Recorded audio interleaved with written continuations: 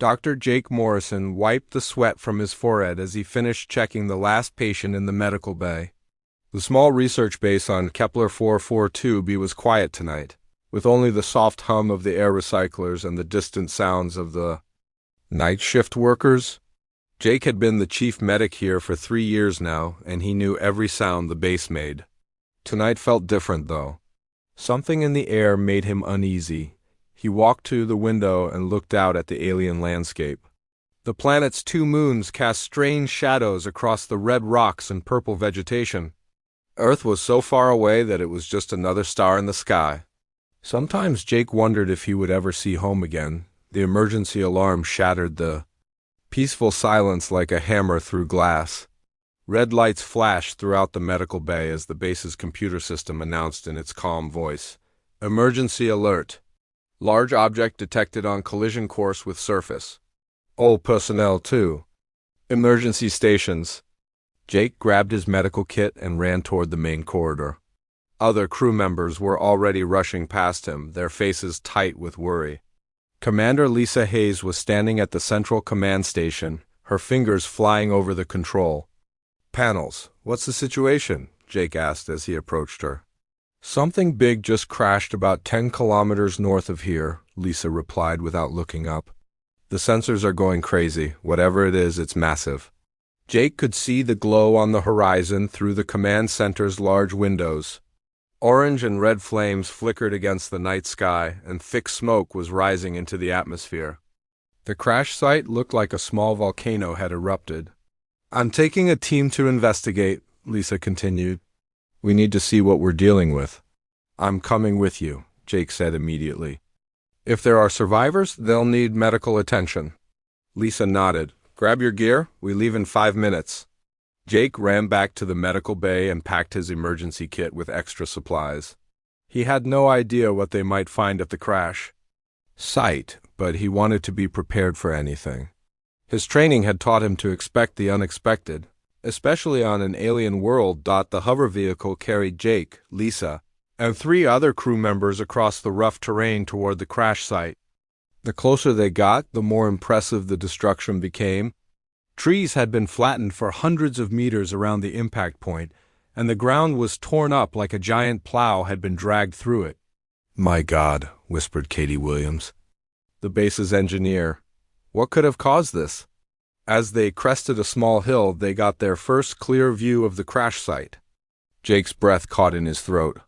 It wasn't a meteorite or a piece of space debris. It was a ship, but unlike any human vessel he had ever seen. The hull was made of what looked like crystal and metal fused together, and it was at least 3 times the size of their research base. "That's definitely not one of ours," Lisa said quietly. The ship was broken in several places, with pieces of the crystal hull scattered across the ground. Strange blue liquid was leaking from the cracks, glowing softly in the darkness. The sight was both beautiful and terrifying. "Are you picking up any life signs?" Jake asked. Ryan Clark, their communications specialist, was scanning the wreckage with his detector. "I'm getting something, but it's faint. Whatever's in there, it's not human." Jake felt his heart rate increase. First contact with an alien. Species was something every human had dreamed about, but not like this. Not with a crashed ship and possibly dying aliens. "We need to get closer," Jake said. "If there are survivors, they might need help," Lisa hesitated.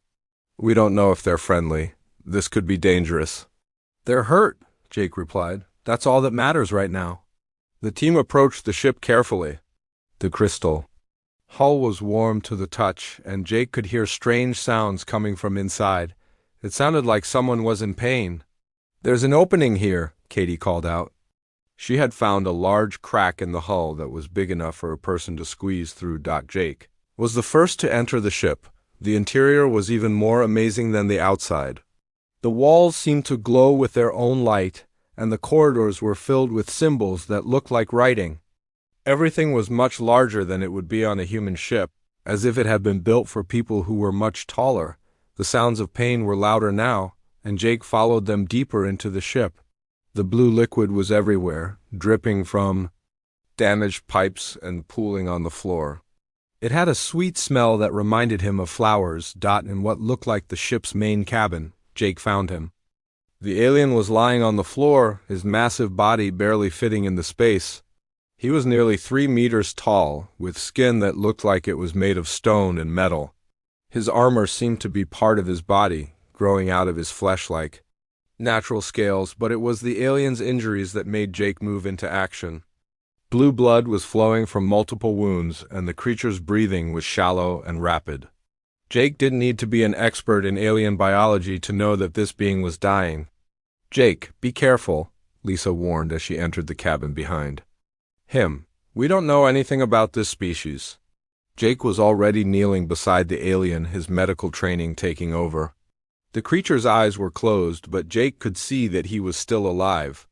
His chest was rising and falling in a rhythm that seemed similar to human breathing. "He's losing too much blood," Jake said. "I need to stop the bleeding." The alien's eyes suddenly opened, and Jake found himself staring into 2 bright golden orbs. There was intelligence there, and something else. Pain, yes, but also a kind of dignity that Jake had never seen in a human face. The alien tried to speak, but the words came out as rough sounds that Jake couldn't understand. The creature seemed to be trying to warn him about something, but Jake couldn't tell what. "It's okay," Jake said gently, even though he knew the alien probably couldn't understand him. "I'm here to help." Jake began working on the worst of the wounds, but the alien's blood was unlike anything he had ever seen. It was thicker than human blood and seemed to have tiny lights floating in it. His medical equipment was giving him readings that made no sense. "Jake, we need to get back to the base," Lisa said urgently. "I've been trying to contact Earth Command, but there's too much interference from the ship." "I can't move him," Jake replied. "He's too badly hurt. If I try to transport him, now he'll die." Jake looked at his medical scanner again. The alien's blood pressure was dropping fast, and his heart rate was becoming irregular. Whatever this creature was, his body was failing just like a human's would. That's when Jake noticed something strange. The alien's blood seemed to be breaking, down at the molecular level. It was as if his body was rejecting its own blood supply. Jake had seen this before in humans who had lost too much blood and needed a transfusion. "He needs blood," Jake said suddenly. "His body is shutting down because he doesn't have enough blood to carry oxygen to his organs." "We don't have alien blood," Lisa pointed out. "And we have no idea if our blood would be compatible." Jake looked at the dying alien. The creature's golden eyes were still open, still watching him with that strange intelligence. Something in those eyes made Jake think of his own father, who had died when Jake was young. His father had been a doctor too, and he had always told Jake that the first rule of medicine was to do no harm. But sometimes Jake realized doing no harm meant taking a risk. "I'm going to try a direct transfusion," Jake said. "Jake, no," Lisa said firmly. "That's too dangerous. You could kill yourself and the alien," but Jake was already preparing the equipment. He had made his decision. This creature had traveled across the galaxy and crashed on their planet. He was hurt and alone, far from his home. Jake couldn't just let him die without trying to help Dot as Jake inserted the needle into his own arm. The alien's eyes widened. The creature seemed to understand what Jake was doing, and for a moment, Jake thought he saw something like gratitude in those golden eyes. The blood began to flow from Jake's arm into the alien's body.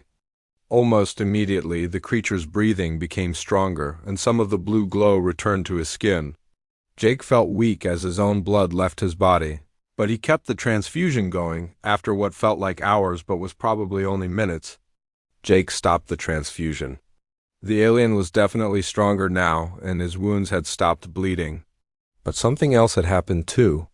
Jake could feel a strange tingling in his mind, as if someone was trying to talk to him without words. The alien sat up slowly, his massive form casting shadows across the cabin.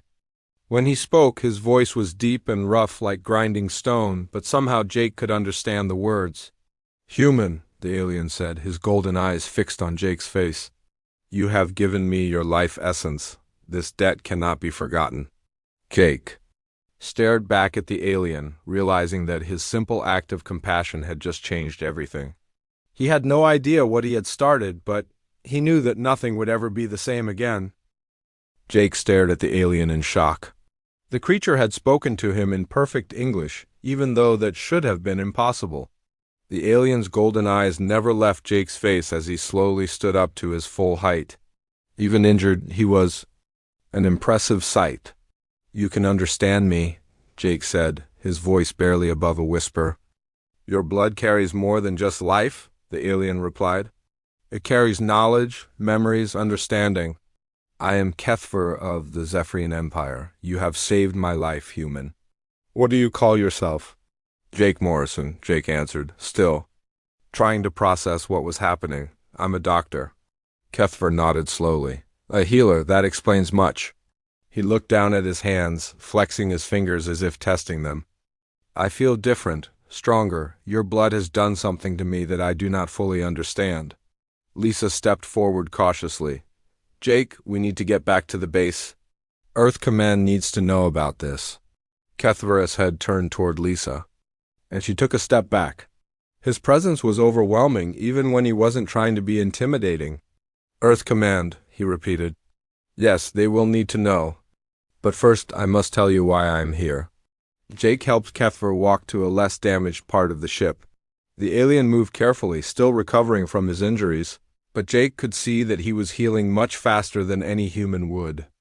The blood transfusion had done more than just save his life. "My ship was damaged in battle," Kethver began. "I was carrying urgent information to the Zephyrian High Council when the Devourers found me. I barely escaped with my life." "Devourers?" Jake asked. Kethver's expression darkened. "A plague that spreads across the galaxy, consuming everything in its path. They are not truly alive, but they are not machines either. They are something worse. They take planets, strip them bare, and use the resources to make more of themselves." Lisa had been quiet, but now she spoke up. "Are you saying there's some kind of alien invasion force out there?" "Not an invasion," Kethver corrected. "An extinction event. The Devourers have been spreading for thousands of years. They have consumed entire star systems. My people, the Zephyrians, have been fighting them for centuries, but we are losing." Jake felt a chill run down his spine. "Are they coming?" "Here?" Kethver was quiet for a long moment. "The information I carry shows their next target. This sector of space is in their path. Your world, Earth, is directly in their route." The weight of those words settled over the small group like a heavy blanket. Jake had saved one alien's life, but in doing so, he had learned that his entire species was in danger. "How long do we have?" Lisa asked. "At their current rate of advance, perhaps 6 months," Kethver replied. "But that assumes they continue at their normal pace. If they detect something of interest, they will move faster." Jake looked at his hands. They were shaking slightly, and he could still feel the strange tingling in his mind. "What makes you think we can help? Your people have been fighting them for centuries." Kethver moved closer to Jake, and Jake could see something new in the alien's golden eyes. "Hope." "Because of what you did," Kethver said. "Your blood, Jake Morrison. It has done something to me that should not be possible. I can feel changes in my body that I cannot explain. I am stronger, faster, more aware than I have ever been. I don't understand. For generations, my people have searched for something that exists only in our oldest legends, a catalyst that could unlock the next stage of our evolution. We believed it was just a myth, but your blood has proven the legends true." Jake shook his head. "I'm just a doctor. My blood isn't special. You are wrong," Kethver said firmly. "Human blood contains something that my people have never encountered. When you gave me your life essence, you did more than save my life. You awakened genetic sequences that have been dormant in my people for millions of years." Lisa stepped forward. "What kind of genetic sequences?" "Enhanced strength, speed, mental capacity, and something else. Something that allows us to interface directly with our technology in ways we never thought possible. I can feel my ship's systems calling to me, even though it is damaged." Jake watched as Kethver placed his hand on the wall of the ship. The crystal surface began to glow brighter, and Jake could hear the sound of systems coming back online. "The ship is repairing itself," Katie whispered in amazement. Not by itself, Kethver corrected. I am directing the repair process through direct neural interface.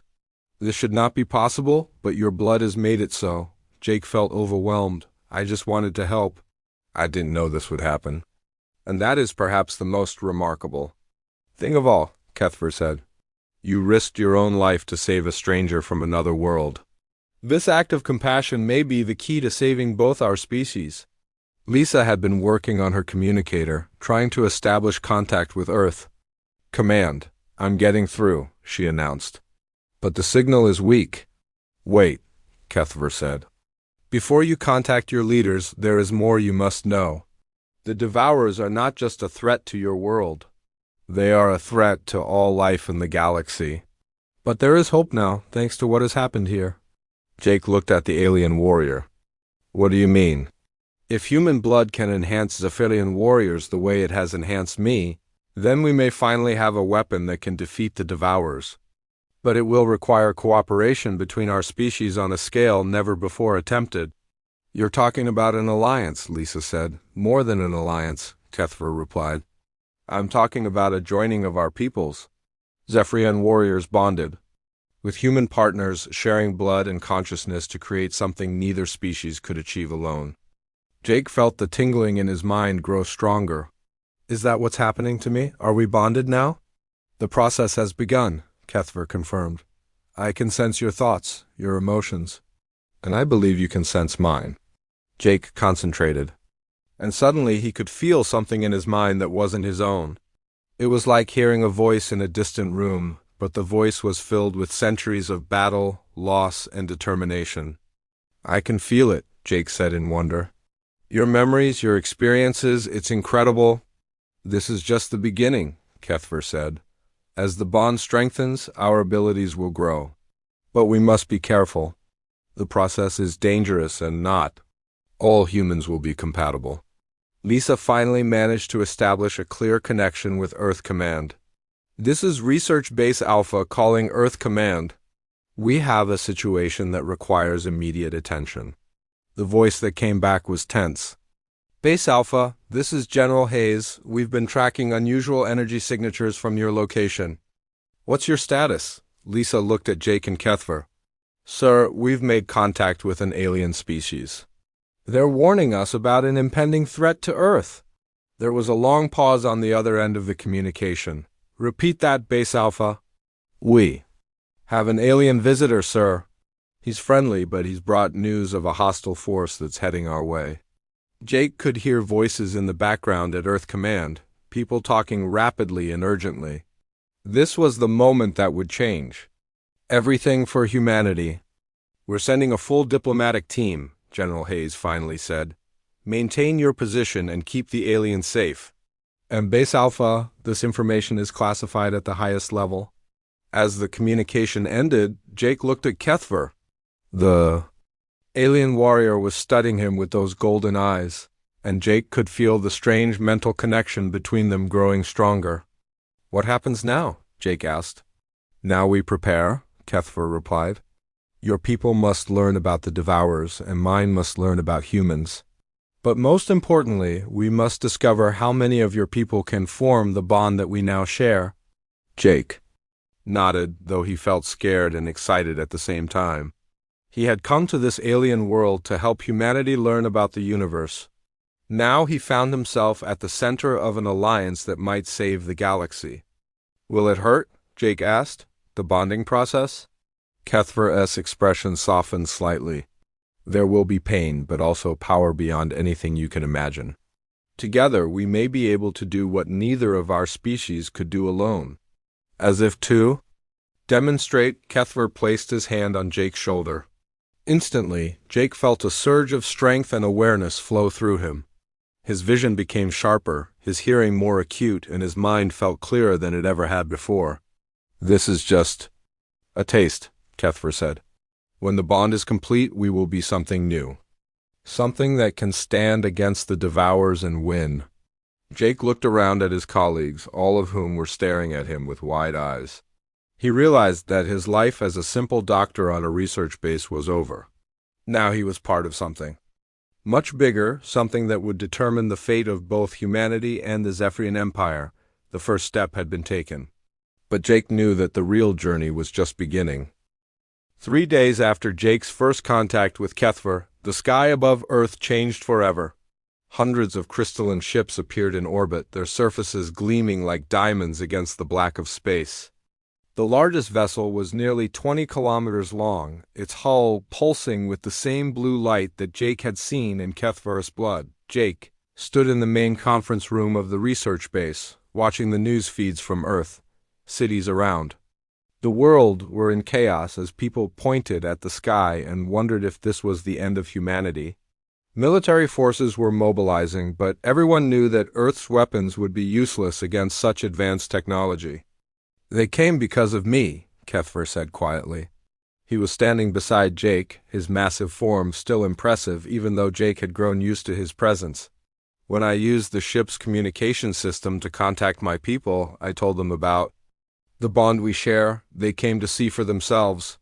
General Hayes had arrived from Earth that morning, along with a team of scientists and diplomats.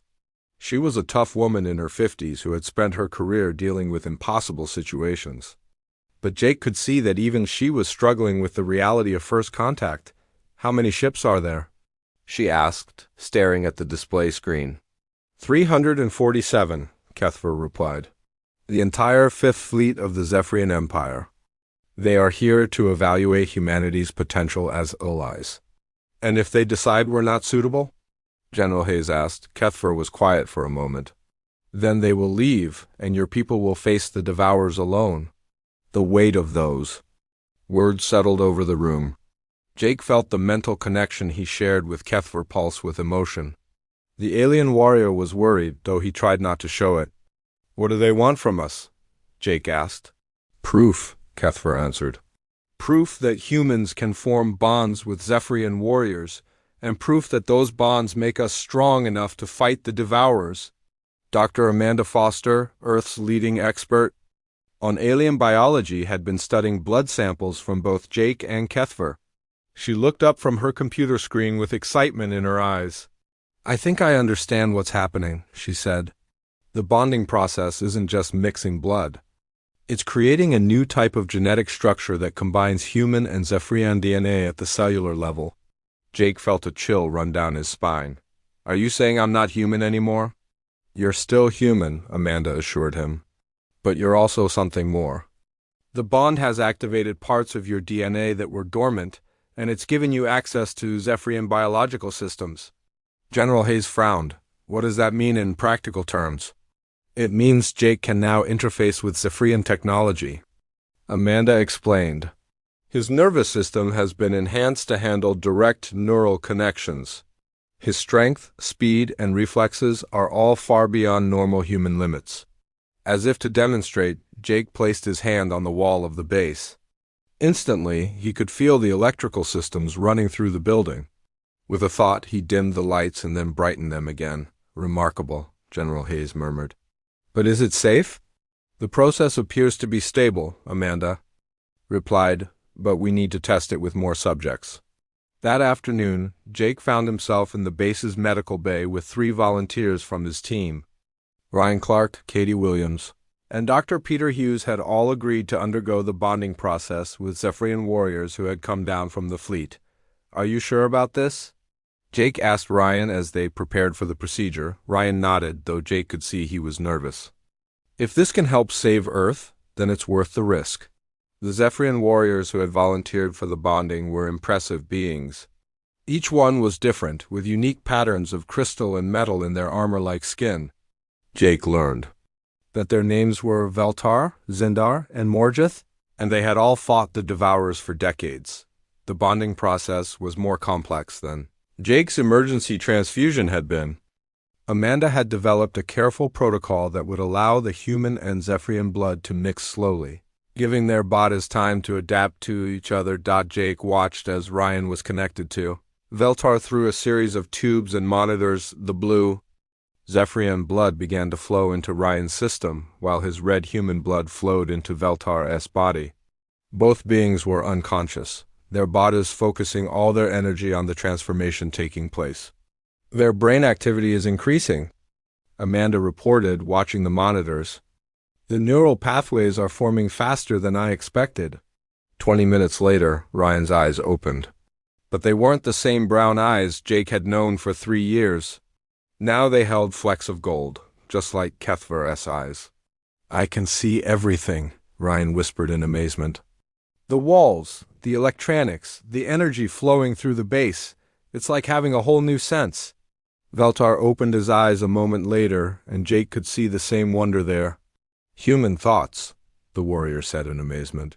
So quick, so creative, I feel like I have been asleep my entire life. The bonding process was repeated with Katie and Peter. Each time, the results were the same.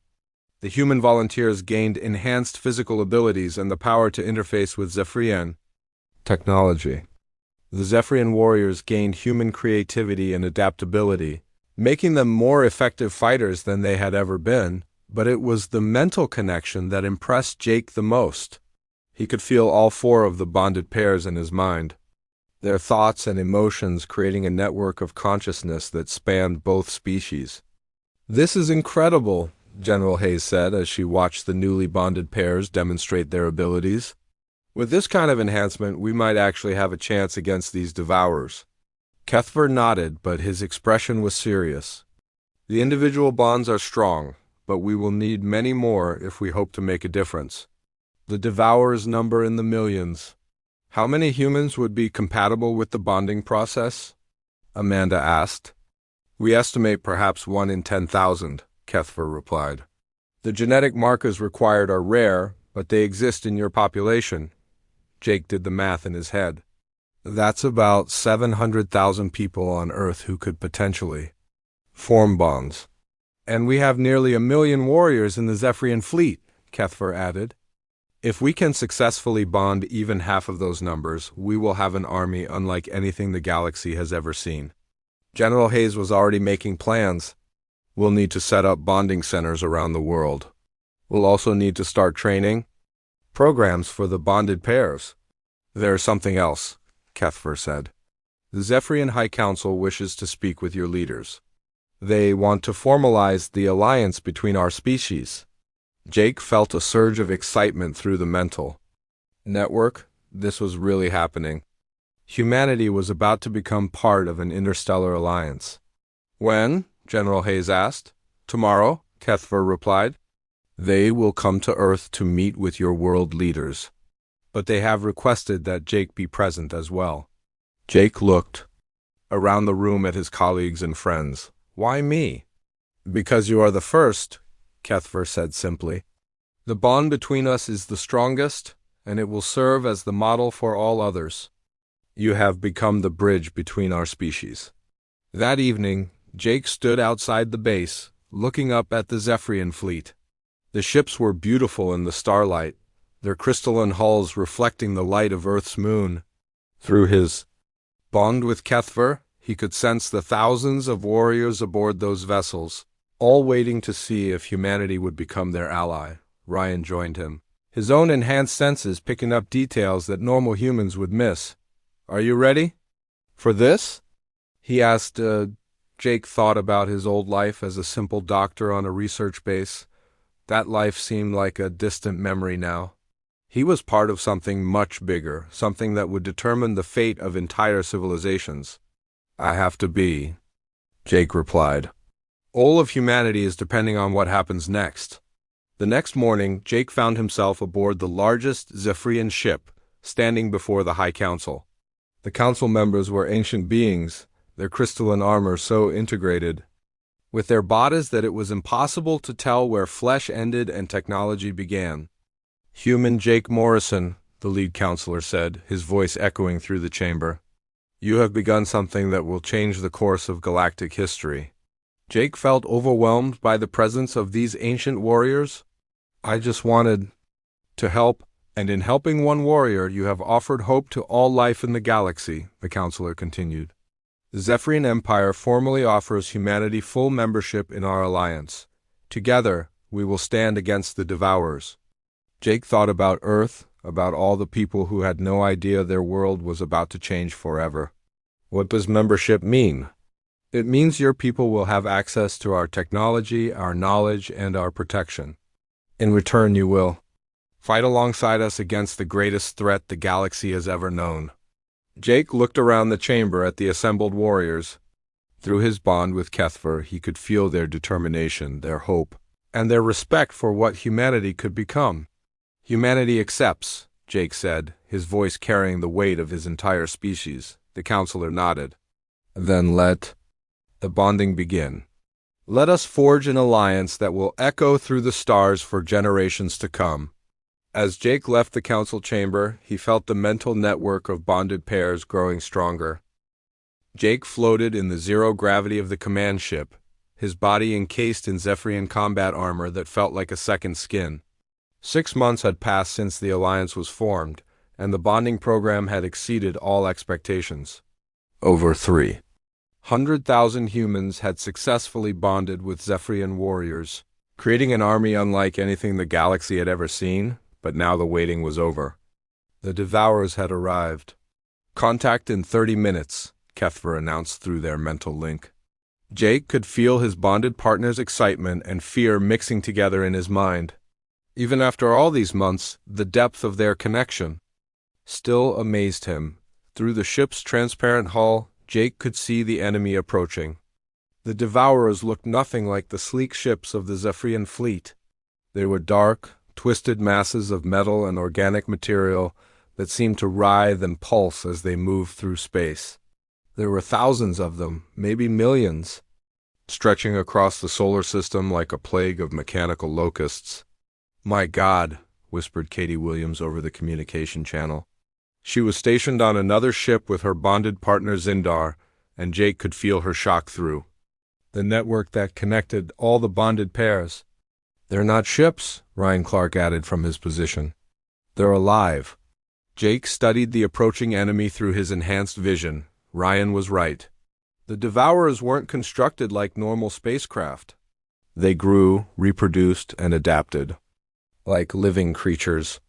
But they were driven by a hunger that could never be satisfied, a need to consume everything in their path. "All units, prepare for engagement," came the voice of Admiral Torvith, the Zephyrian commander of the fleet. "Remember, these creatures adapt quickly. Do not give them time to learn your attack patterns." Jake felt the ship's weapon systems come online. Through his bond with Kethver, he could interface directly with the ship's targeting computers.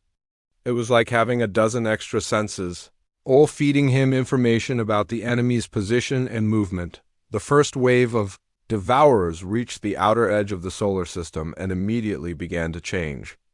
Their dark hulls shifted and flowed, growing new weapons and armor as they analyzed the Zephyrian ships. Jake had read about this in the reports, but seeing it happen was terrifying. "They're adapting to our weapon signatures," reported Dr. Peter Hughes from his ship. "Energy shields are forming to deflect our crystal cannons." That was when Jake understood the true horror of the Devourers. They weren't just mindless destroyers. They were intelligent, learning from every battle and becoming stronger with each encounter. No wonder the Zephyrians had been losing the war for so long. "All bonded pairs engage enhanced targeting mode," Kethver commanded. "Show them what human creativity can accomplish." Jake felt the network of bonded minds come alive. 300,000 human Zephyrian pairs began thinking as one, their combined consciousness creating attack patterns that the Devourers had never seen before. Instead of the predictable tactics that the Zephyrians had used for centuries, the bonded pairs began to fight like humans, unpredictably, creatively, and with a willingness to take risks that their alien partners had never imagined. The battle began in earnest as the two fleets collided. Jake watched in amazement as his fellow bonded pairs demonstrated abilities that neither species could have achieved alone. Ryan Clark and Veltar used their ship's neural interface to control dozens of fighter craft at once, creating attack patterns that confused and overwhelmed the Devourers' adaptive systems. Katie Williams and Zindar had figured out how to rapidly change their weapon frequencies, preventing the Devourers from adapting to their attacks. Each shot was different from the last, keeping the enemy off balance, but it was Jake and Kethver who made the most significant discovery. As they fought together, Jake realized that their bond allowed them to predict the Devourer's adaptive responses. His human intuition combined with Kethver's centuries of combat experience created a kind of tactical awareness that was almost supernatural. "Target the growth nodes," Jake called out over the communication channel. "They're the dark spots where the new weapons are forming. If we hit them during the adaptation process, we can disrupt their entire system." The bonded pairs immediately began targeting the growth nodes, and the results were dramatic. Devourers that had been adapting to their attacks suddenly found themselves unable to complete the process. Their new weapons and armor failed to form properly, leaving them vulnerable to follow-up attacks. "Incredible," Admiral Torvith said over the command channel. "In 6 months, you have discovered tactics that we missed in 6 centuries of warfare?" But Jake knew the battle was far from over. The Devourers were learning from their failures, and he could see new adaptations forming in the rear ranks of their fleet. Worse, their numbers seemed endless. For every Devourer ship that was destroyed, 2 more appeared to take its place. "We're being overwhelmed," reported Commander Lisa Hayes from her position aboard the flagship. "There are too many of them." Jake felt a surge of determination from the bonded network. These creatures had consumed entire star systems, destroyed countless civilizations, and now they were threatening Earth, but they had never faced anything like the Human-Zephyrian Alliance before. "All units form up for Operation Starfall," Jake announced. It was a tactic he and Kethver had developed during their training, but it had never been tested in real combat. The bonded pairs began to move in perfect coordination, their mental network allowing them to act as a single organism. Instead of fighting as individual ships, they formed into groups of 50, each group focusing on a different aspect of the battle. Some groups specialized in destroying Devourer scouts, others focused on the larger capital ships, and still others worked to disrupt the enemy's communication networks. The tactic was working. The Devourers, for all their adaptability, had never faced an enemy that could coordinate on this level. Their individual ships were powerful, but they couldn't match the collective intelligence of the bonded pairs. Jake felt a moment of hope as he watched several Devourer formations break apart under the coordinated assault. But then he sensed something that made his blood run cold. "They're calling for reinforcements," Kethver said through their bond. "I can feel it through the quantum communication network. More Devourers are coming." Jake looked at the tactical display and saw new contacts appearing at the edge of the system. Hundreds of thousands of Devourer ships were jumping into normal space, their dark hulls blotting out the stars. "We need to fall back," Admiral Torvith ordered. "We cannot fight numbers like these." But Jake was studying the enemy formations, and he noticed something that the others had missed. The new Devourers weren't spreading out like the first wave. They were forming a protective shell around something at the center of their fleet. "Wait," Jake said. "Look at their formation. They're protecting something." Through the enhanced vision provided by his bond with Kethver, Jake could see a massive structure at the heart of the Devourer fleet. It was unlike anything he had ever seen, a twisted combination of organic and mechanical components that seemed to pulse with dark energy. "That's their command ship," Kethver said with sudden understanding. "The central intelligence that controls all the others." Jake felt excitement surge through the bonded network. If they could destroy the command ship, they might be able to cripple the entire Devourer fleet. "It's too well protected," Admiral Torvith said when Jake proposed the attack. "We would lose half our fleet trying to reach it." "Not if we use the bond," Jake replied. "All 300,000 pairs acting as one mind. We can create a distraction large enough to get a strike team through." The plan was desperate, but it was their only chance. Jake felt the network of bonded minds come together in a way they never had before. Every human Zephyrian pair in the fleet focused their consciousness on a single goal, getting Jake and Kethver close enough to the command ship to destroy it. The coordinated attack was beautiful and terrible to watch. 300,000 bonded pairs moved as one, their ships dancing through space in patterns that confused and overwhelmed the Devourer's defensive systems. The enemy tried to adapt, but the attack patterns were changing too fast for them. To keep up, Jake and Kethver used the chaos to slip through the enemy lines in their fighter craft. The small ship was nearly invisible among the massive battle formations, and their bond allowed them to navigate through the Devourer fleet without being detected.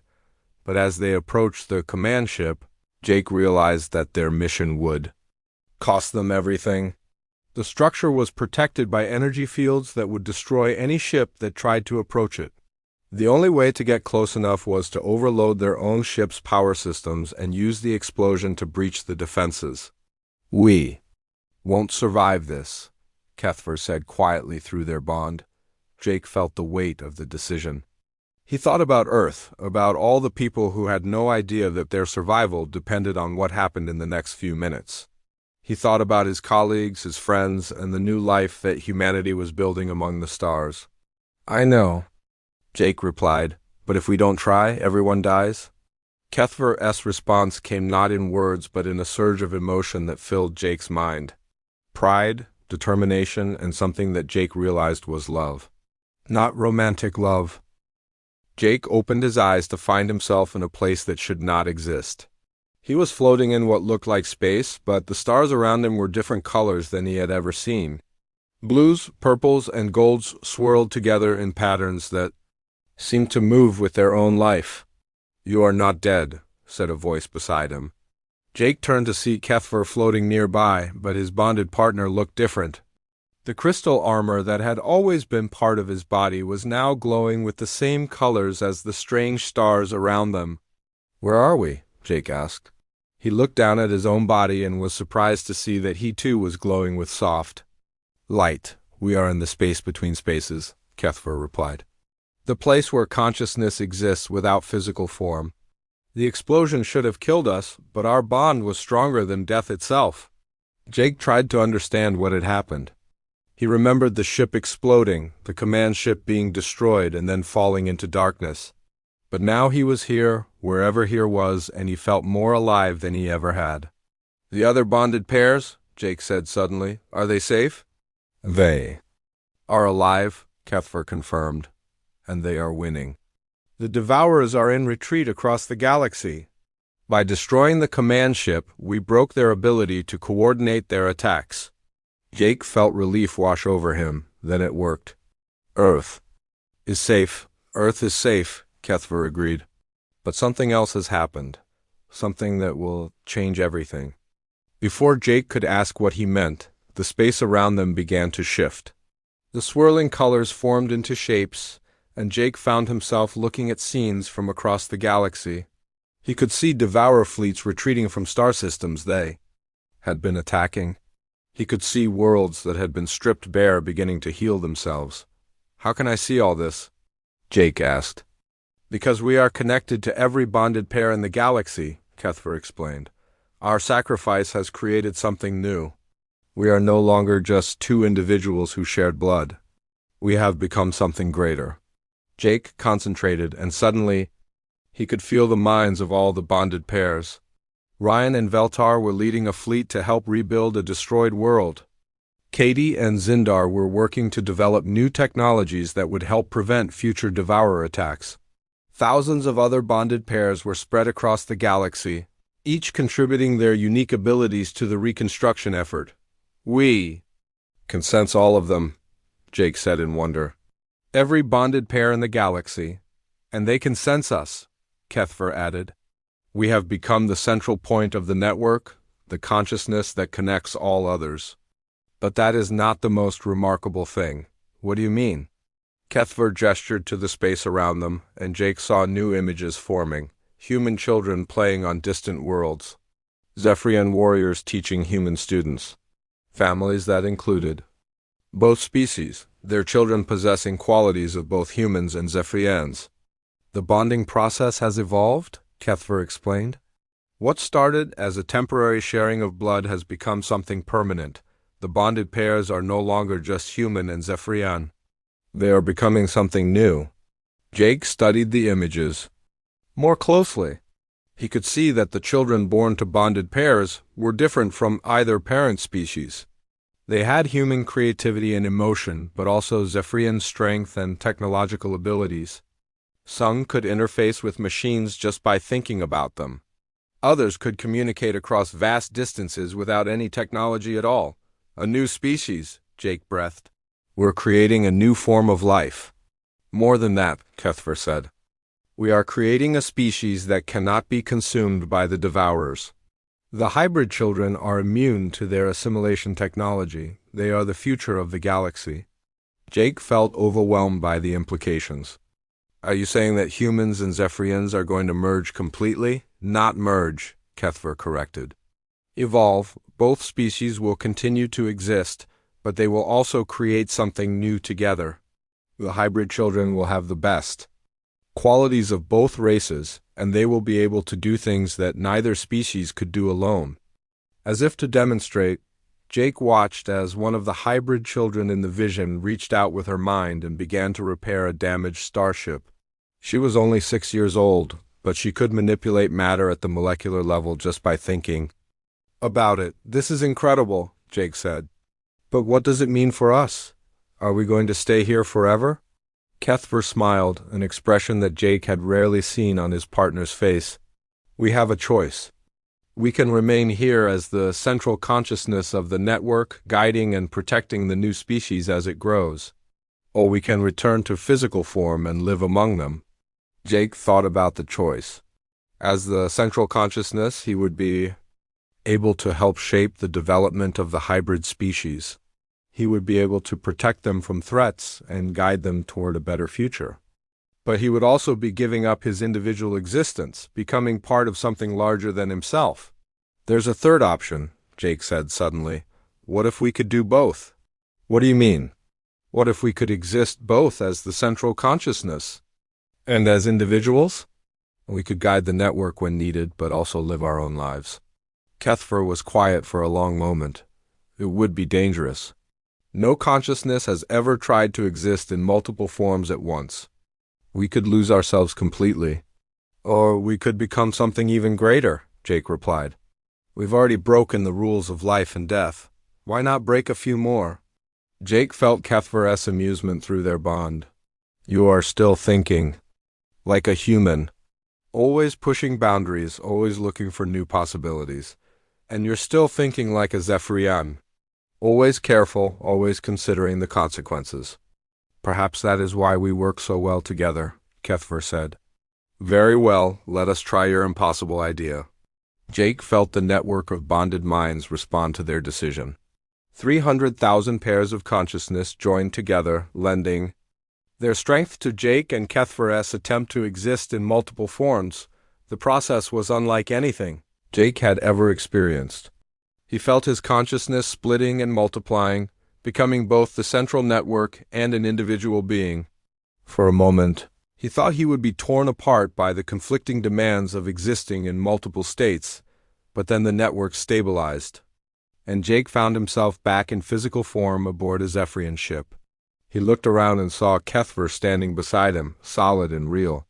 But Jake could also feel their other selves, the consciousness that existed in the space between spaces, watching over the entire network of bonded pairs. It worked, Jake said in amazement.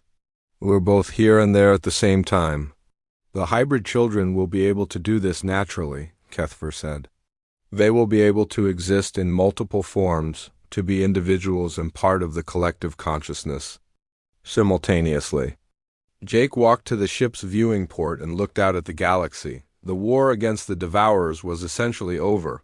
The remaining enemy forces were scattered and disorganized, no longer a threat to civilized worlds. But more importantly, something new was being born. What happens now? Jake asked. Now we build? Cuthbert replied. We help the hybrid children learn to use their abilities. We restore the worlds that were damaged by the Devourers. We explore the galaxy and discover what other wonders await us. Jake felt a surge of excitement from the network. Thousands of bonded pairs were already working on these tasks, their combined abilities making possible things that had once seemed impossible. Dead worlds were being brought back to life. New technologies were being developed that would benefit all species.